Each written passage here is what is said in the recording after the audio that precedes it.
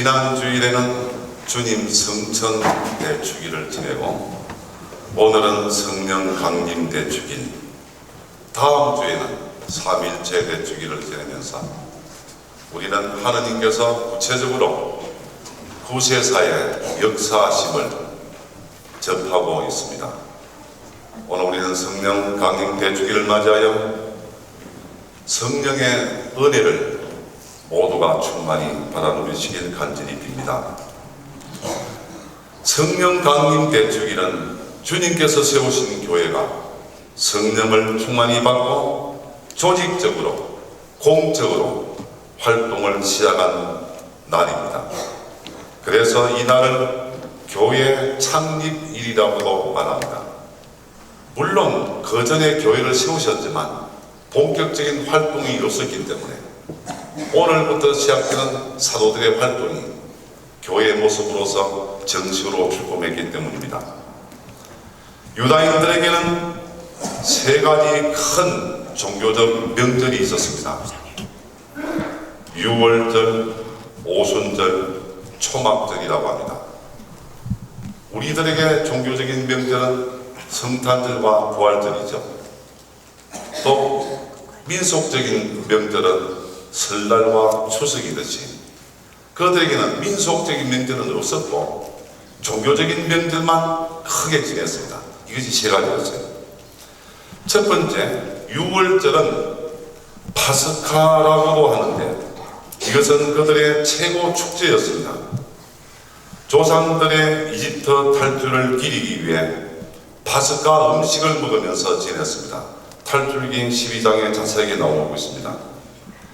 그래서 모든 유다인들은 지방에 있으면서도 이 축제를 지내기 위해 예루살렘으로 전부 모여들곤 했습니다.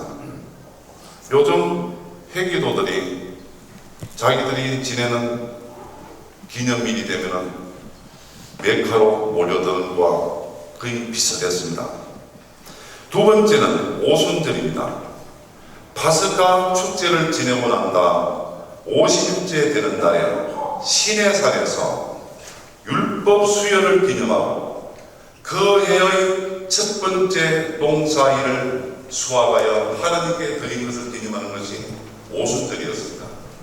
오순이라는 말은 50일이라는 말이죠. 이집트를 탈출하고 50일째 되는 날 광야에서 이를 지냅니다. 다음은 초막절입니다. 장막절이라고 부르는데 이것은 말 그대로 초막을 짓고 장막을 뜯고 광야 생활하는 것을 기억하는 것이죠. 우리말로 요즘 말로 텐트 생활이죠. 광야에서 40년 동안 그들은 장막을 치고 자고 거두고 이동하고 또 치고 자고 거두고 40년 동안 했지 않습니까?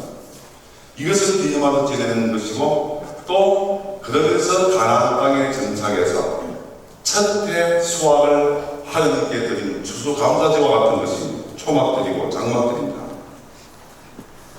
오늘 접하는 성령 강림은 두 번째 명절인 오순절의 시행입니다. 그래서 오순절에 신자들이 모여있을 때 성령이 내려오셨다고 성서는 기록합니다. 오늘 저희 독서 사도행전 2장은 그 상황을 잘 전해주고 있습니다. 신자들이 성도들과 함께 모여있었는데 갑자기 세찬 바람이 부는 듯 소리가 나더니 이 불꽃 모양의 혀들이 나타나 갈라지면서 각 사람에게 내렸다. 그들은 모두 성령으로 받았자 여러 가지 말을 하게 되었는데 듣는 사람들은 자기 지방말로 알아들을 수 있었다. 이게 그 당시 상황이고 분위기입니다. 이렇게 성령은 제 아들뿐만 아니라 세상의 모든 민족이 하나로 뭉치면서 통할 수 있도록 해줬기 때문에 성령은 일치의 성령이라고 부릅니다. 우리 미사 시작할 때 집전사제가 뭐라고 인사합니까? 사랑을 베푸시는 뭐라고 부르고요? 하느님 아버지와 그 다음에는 일치는 그 다음에 나오죠. 은총을 베푸시는 우리 주 예수 그리스도와 일치를 이루시는 성령께서 여러분과 함께 하잖아요. 이 삼일째 하나님의 역할을 얘기한 거예요. 성부 하나님은 사랑, 성자 하나님은 은총, 구원의 은총, 성령 하나님은 일치. 이걸 한마디로 요약해 준 인사말이죠. 그리고 오늘 제2독서 고린도전서 12장에서 사도 바울은 이렇게 가르치고 있습니다. 누구든지 성령에 힘입지 않고서는 아무도 예수님은 주님이시다라고 할 수 없다. 은사는 여러 가지고 직분도 여러 가지고 활동도 여러 가지지만 같은 성령이시고 같은 하나님이시다. 이게 오늘 이 독서 내용 아닙니까? 그래서 우리가 십자가에 달려 못 박히고 돌아가신 예수님을 주님이라고 부르는 그 자체가 우리 안에 성령이 임하셔서 우리를 인도해 주시기 때문에 가능하다 이 말이에요. 성령의 힘이 있지 않고서는 아무나 예수님을 주님이라고 부르지 못한다는 것입니다. 여기에서 우리는 성령께서 어떤 분이신지 알 수 있습니다.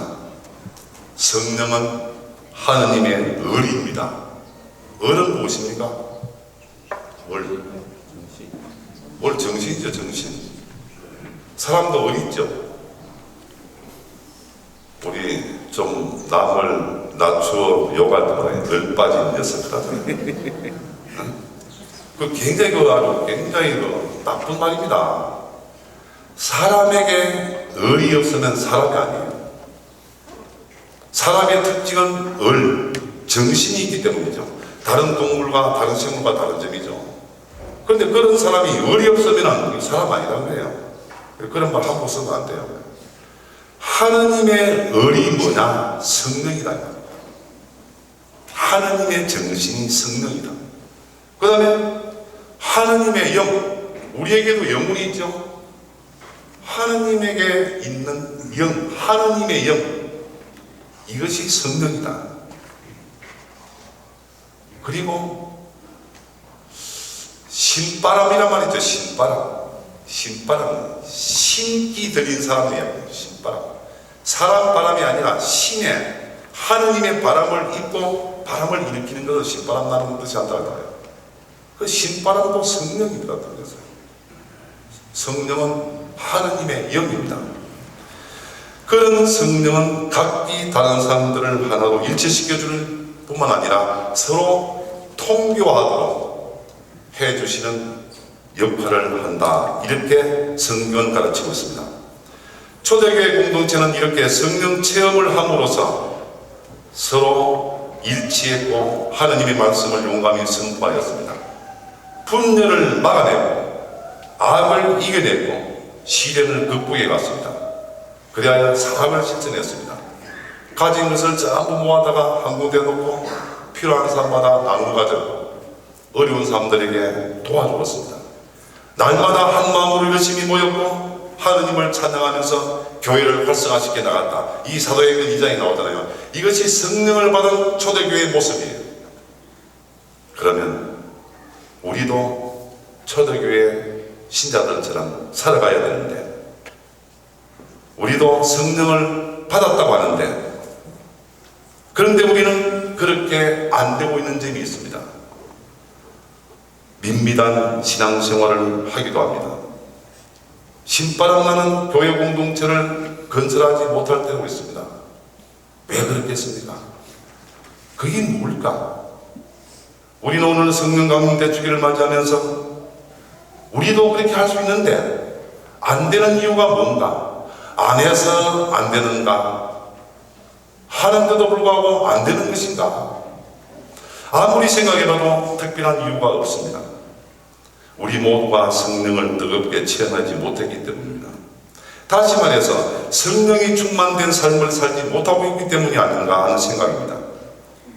각자의 신앙생활을 쇄신하고 교회 조직을 활성화시키기 위해서는 성령께서 우리 안에 깊게 임하도록 할 뿐만 아니라 우리를 성령께서 이끌어 가시도록 우리 자신을 맡겨 드려야 합니다. 그렇게 하기 위해서 성령 세미나 할 때 뭐라고 이야기합니까?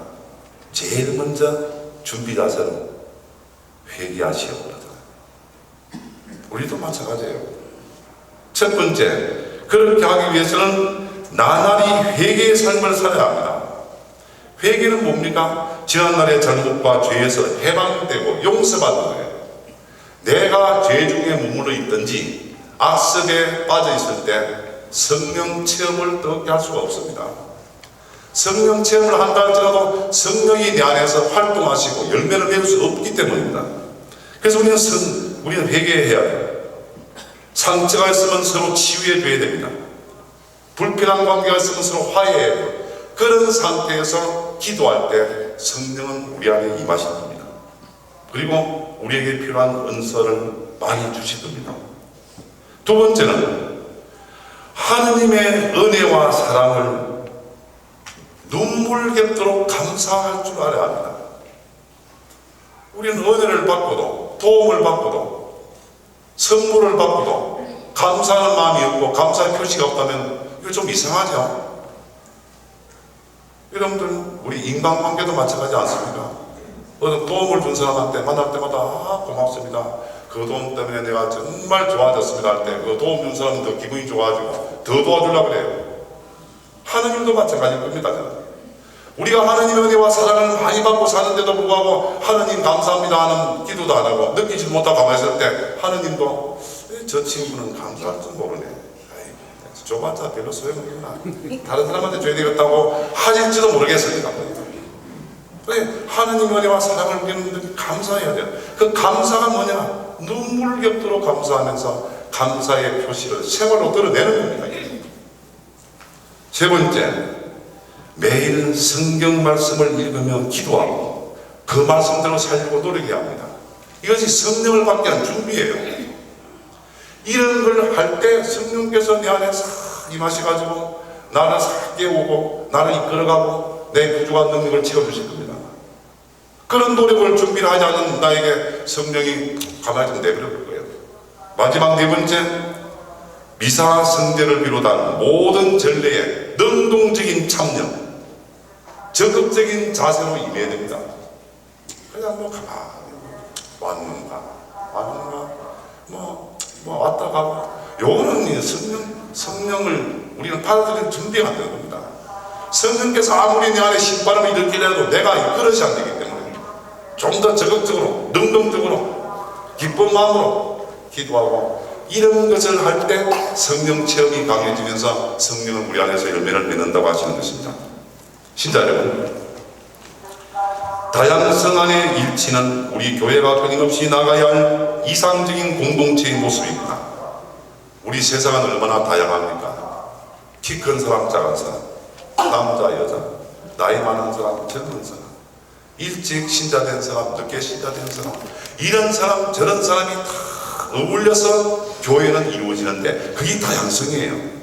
다양성을 인정하고 받아들이면서 그 안에서 일치를 이루어 나가는 것이 교회의 목표입니다. 그래서 우리는 누구하고도 친교해야 돼요.